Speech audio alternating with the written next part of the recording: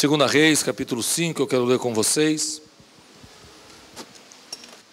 E Naamã, chefe do exército do rei da Síria, era um grande homem diante do seu senhor e de muito respeito, porque por ele o Senhor dera livramento aos sírios, e era este varão um homem valoroso, porém leproso. E saíram tropas das Sírias e da terra de Israel, e levaram presa uma menina, que ficou ao serviço da mulher de Naamã. E disse esta à sua senhora: tomara que o meu senhor estivesse diante do profeta que está em Samaria, ele o restauraria da sua lepra. Então entrou Naamã e o notificou ao seu senhor, dizendo: assim e assim falou a menina, que é da terra de Israel. Então disse o rei da Síria: vai, anda, enviarei uma carta ao rei de Israel. E foi, e tomou na sua mão 10 talentos de prata, 6.000 siclos de ouro e 10 mudas de vestes.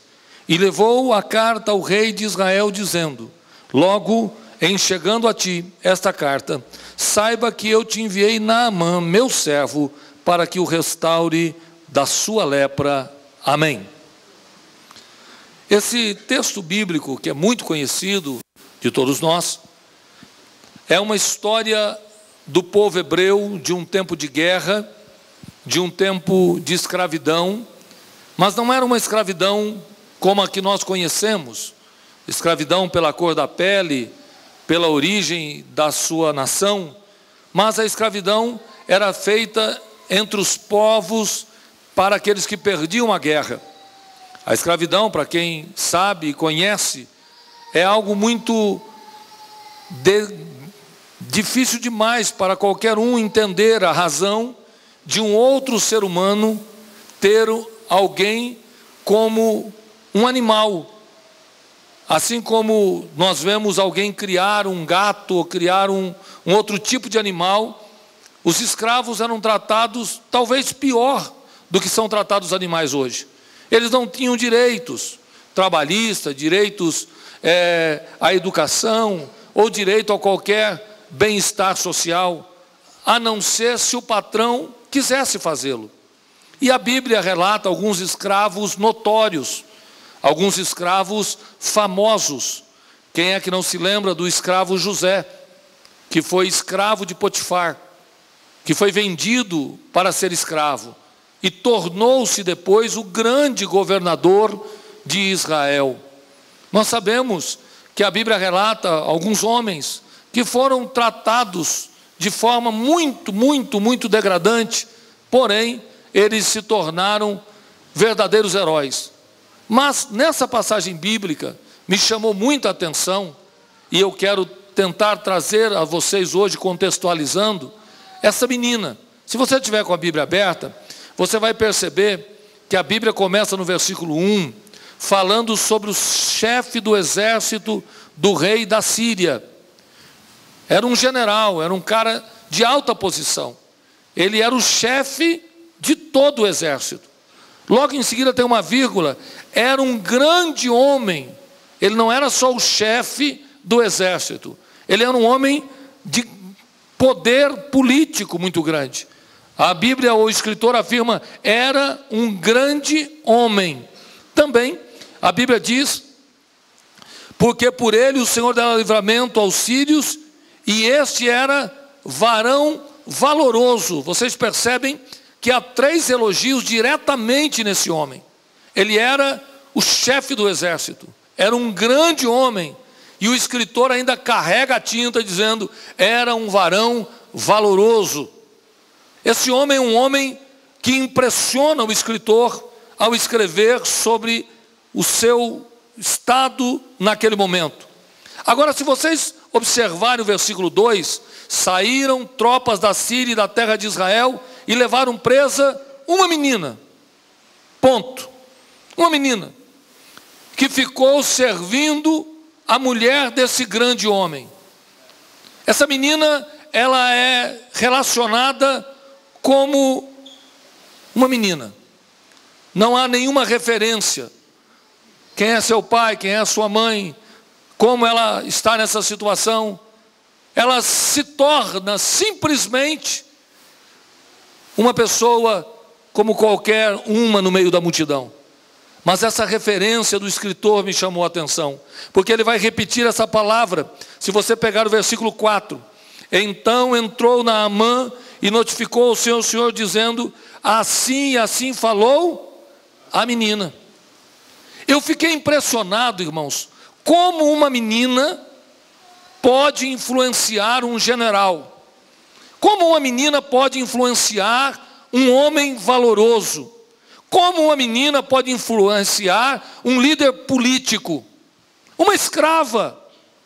Nós não estamos falando aqui de uma menina que tem um grau de conhecimento cultural muito grande, não estamos falando aqui de um fenômeno de inteligência, estamos falando de uma menina que trabalha, pelo que dá a entender o texto bíblico, de empregada doméstica, que lava, que limpa, que cuida da casa.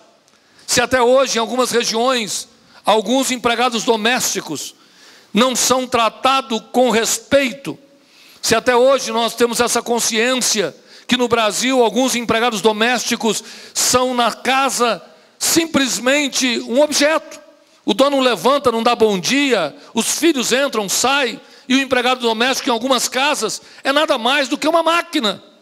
Agora imagine nessa situação, uma escrava, uma menina que não tem direitos sociais, que não tem hora para dormir, não tem hora para levantar, não tem condições de sentir dor porque ela não vai ser atendida. É uma menina que está numa grande mansão, porque é um homem valoroso, é um homem grande, é um homem poderoso economicamente. Para os irmãos terem noção, esse homem recebe do rei 70 quilos de ouro para levar a Israel, de presente. Imagine o poder econômico do general. Mas a Bíblia faz questão de mostrar que essa menina influencia aquela casa. Essa menina move com os alicerces da família. Eu não sei se foi na hora de servir a mesa, eu não sei se foi na hora de lavar os pratos, eu não sei se foi na hora, mas uma coisa eu sei, ela conseguiu conversar com a sua senhora, com a sua dona, com aquela que mandava e desmandava nela. Ela tem uma palavra de Deus. Ela disse, ó minha senhora, se o seu marido conhecesse o Deus de Israel, se ele conhecesse o homem de Deus que está em Israel, ele era curado dessa doença dele.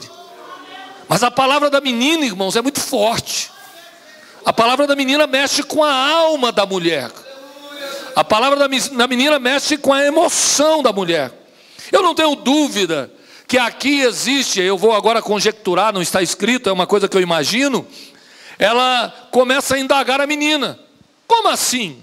Um homem? Que homem é esse? Vocês lembram dos milagres de Elias? Quando houve a seca e não choveu sem ordem de Elias? Aquele é um fato que toda a região conhece. A história de Elias é uma história notória de todos os povos. Há um profeta em Israel que disse que não vai chover senão segundo a palavra dele. E eu vejo os macumbeiros de plantão fazendo roda, acendendo não sei o que, batendo não sei o que para chover, e não chove. Eu vejo os profetas de Baal dizendo não vai chover, mas alguém dizia, o homem de Deus falou que não vai chover. E a seca chega, a fome chega, a miséria chega. Essa história esparrama por toda aquela região. Irmãos, não tenha dúvida que a história de Elias era contada em verso e prosa em todos os lugares. Mas eu fico imaginando a menina dizendo, você viu falar de Elias? Vocês lembram do profeta de Israel? Lembra? É natural que a mulher diz, claro, pois então, Eliseu é maior do que ele. Eliseu tem porção dobrada, o que ele tinha, Eliseu tem o dobro. Como é que é, menina? Não entendi. É, senhora. Quando Elias foi tomado e levado ao céu, caiu uma capa de Elias, e Deus, e eu vejo a menina evangelizando a mulher, e a mulher com o zoião assim, dizendo, rapaz, se Elias era forte, imagina esse Eliseu. Se Elias era poderoso, imagina esse Eliseu. Eu não sei explicar exatamente como foi a evangelização, mas uma menina muda o coração de um general. Eu tenho aqui alguns militares. Os militares são firmes. Os militares, eu vi um aqui dizendo com certeza. Os militares são posicionados. Agora, e o comando dos militares? Misericórdia. E um general, irmão? Quem é que move um general? Agora eu quero que você olhe para o seu irmão e abra a sua boca como um profeta e diga para ele: Deus sabe trabalhar, irmão. Diga para ele: Deus sabe trabalhar. Sabe o que mexe com o coração de um general? A mulher de um general. É a mulher, porque a menina não fala com o general, a menina fala com a mulher. E quando chega a hora de dormir, que tem que passar algum óleo, alguma coisa naquelas feridas, naquela doença da pele que ele tinha, naquela doença contagiosa, mas que a mulher, talvez com algum tipo de luva, de pano, cuidava. E eu fico imaginando o poderoso general tirando as roupas cheio de medalha, mas lá na intimidade, a mulher dizia: velho, meu amor, meu bem, meu nego, porque na intimidade não é general, na intimidade é meu marido. Ele disse: hoje eu tive uma conversa com uma menina, mas a menina é muito séria. A menina falou algo que mexeu comigo. Há um homem em Israel que pode mudar a sua história. A primeira resposta, com certeza: o que é isso? Eu já procurei os melhores feiticeiros, já fui nos melhores médicos, mas a conversa da menina, diga comigo, a menina. A conversa da menina convenceu a mulher. E a mulher convenceu o general, porque no outro dia o general vai falar com o rei. Espera aí, mexer na casa do general, mexer no comando, tudo bem, mas mexer no palácio? Tem que ser gente grande, tem que ser gente de patente, tem que ter influência social para chegar diante do rei. Mas Deus usa uma menina escrava, que não tem muitos valores perante a sociedade, mas que as mãos do Senhor Deus está sobre ela. Aleluia, Deus sabe trabalhar. E muitas vezes nós pagamos um preço muito alto porque não conseguimos entender que os meios e as maneiras que Deus trabalha não importa. O que importa é que Deus vai fazer a obra. O que faz a diferença é crer que a sua palavra é a verdade. E se Deus disse, assim será feito. Oh, meus irmãos, o tal do general, o tal do homem poderoso, o tal do homem valoroso, quando entra na presença do rei, ele está se expondo ao ridículo. Ele está se expondo a uma situação vexatória. Mas ele é forte, ele sabe o que ele está falando. Será que o rei pergunta: como assim um homem? E agora o negócio já é de general para cima. Diga para mim, de general para cima. Diga de novo, de general para cima. Agora é lá em cima o negócio. E a menina está lavando louça, a menina está lavando o chão, a menina está no seu trabalho, mas lá tem general mexendo. Quando Deus quer trabalhar, irmãos, Deus tem formas e meios que você não pode entender. E Deus te trouxe hoje aqui para que você possa descansar o teu coração e entregar a tua causa na mão do seu Deus e sair daqui dizendo: Ele é poderoso para operar milagre. Porque Deus não precisa de usar essa ou aquela maneira que você conhece, mas Deus vai fazer a obra e você vai dar glória ao nome dEle. Oh, aleluia, quem pode levantar a mão e dizer glória ao nome de Jesus Cristo? Eu estou vendo o general convencendo o rei. Ei, escute, quem entra na sala do rei, irmãos, é só cara grande. Quem entra na presença do rei é só quem tem patente.